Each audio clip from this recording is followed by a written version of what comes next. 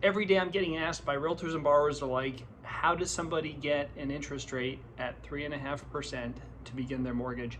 It's being talked about today as a temporary buy down. We tend to call it a payment saver.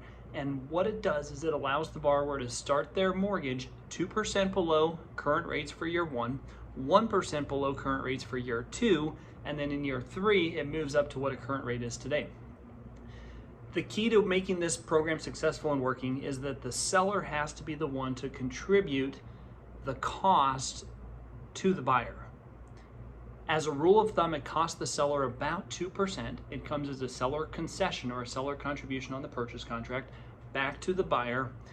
It goes into an account held by the buyer, and it makes part of their mortgage payment for the first 2 years on their mortgage.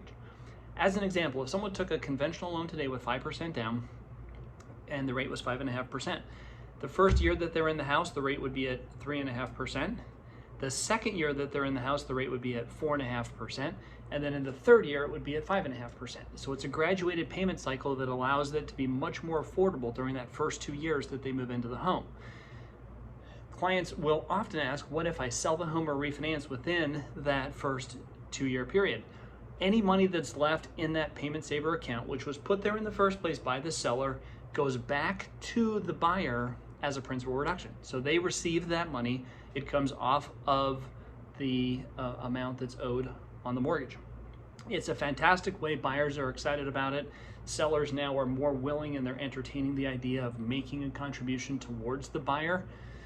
And it really makes our prices and our payments much more affordable, similar to what they were in 2020 and 2021.